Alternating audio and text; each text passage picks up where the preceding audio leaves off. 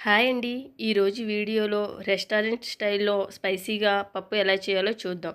ఒక కుక్కర్ తీసుకుని చిన్న టీ గ్లాస్‌తో కందిపప్పు వేసుకొని 2 సార్లు కడుక్కున్నాక వాటర్ గ్లాస్‌తో గ్లాసున్నర వాటర్ వేసుకుని, అర స్పూన్ పసుపు వేసుకుని, కుక్కర్ మూత పెట్టి విజిల్ పెట్టుకుని మీడియం మంటలో ఒక 5 విజిల్ వరకు రానివ్వండి.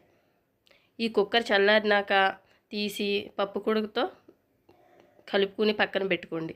స్టవ్ వెలిగించి ఒక కళాయి పెట్టుకుని కళాయి వేడెక్కినాక మీడియం మంట పెట్టుకుని 2 స్పూన్ల ఆయిల్ వేసుకుని జీలకర్ర, ఆవాలు, ఇంగువ వేసుకుని వేగినాక 4 ఎల్లుల్లిపాయ రేకులు చిన్నగా కట్ చేసుకుని వేసుకుని ఇవి కూడా వేగినాక ఒక ఉల్లిపాయ చిన్న చిన్న ముక్కలుగా కట్ చేసి వేసుకుని సరిపడా సాల్ట్ వేసుకుని ఒక టమాటా ముక్కలుగా కట్ చేసి వేసుకుని కరివేపాకు, ఒక పచ్చిమిర్చి ఇవన్నీ వేగినాక కారము, ధనియాల పొడి, గరం మసాలా వేసుకుని ఇవన్నీ వేగినాక ముందుగా కలుపుకున్న పప్పును ఇందులో వేసుకుని కొత్తిమీర వేసుకుని 5 నిమిషాలు మగ్గించుకుంటే సరిపోతుంది. అంతేనండి. Thank you.